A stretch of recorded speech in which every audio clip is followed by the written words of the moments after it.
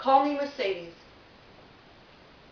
Call me Mercedes, Miss Kelly, she said, eyes wide and shining from her still, hopeful soul, one of a handful of hard-to-serve, lowest-curve kids in my leg-up class in a high school at Finch in Liverpool. Street kids, some street smart, all tumbling into my class with crass indifference, already guarded against a world not yet theirs, shrugging with who-cares attitudes and long, silent stares. Mercedes, just one of 16 students in a class, at-risk kids struggling to find a place, feel safe, but unable to see the forest for the trees. And how can you when you're lost? It's hard to say between the lines when you're stepping on facts, whacking at cats and breaking mothers' backs, when you're one of the many babes in the bath, tossed and falling through the cracks. But there to teach me too, who knew that high school problems of zits, clicks, and no tits would never compare to their school of hard hits, of living on the streets with nothing to eat, of incest and violence and forced silence, a life hollow with neglect, insubstantial, and running headlong toward addiction, a pastime that strips a life of full potential.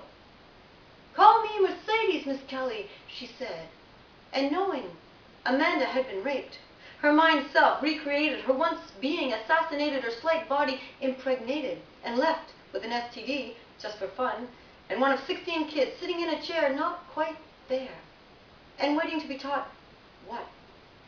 Like I said, these were high-risk kids, hard to serve, some on parole, some on the dole, all holding the dirty end of a 10-foot pole. What could I teach them?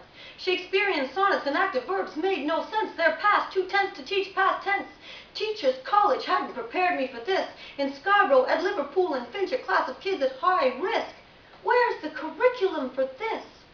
For these hurting creatures, the scattered reflections of the sins of the world, and you know, I'm no social worker, no miracle looker, no Lamb of God. I'm just an English teacher. But a mother, too, with a back, and working with the least of my brothers, their lives touching mine, mine, theirs, and theirs, others, a domino effect of falling house of cards, and wondering all the time, who started this whole problem, and where do we find the will to rebuild when human greed, human need, seems to supersede everything, and I'm just an English teacher, picking up the deck one at a time, and armed with only what I know. You've got to start from where they're at. We all have to be reborn, renamed, reframed into a likeness of our better selves.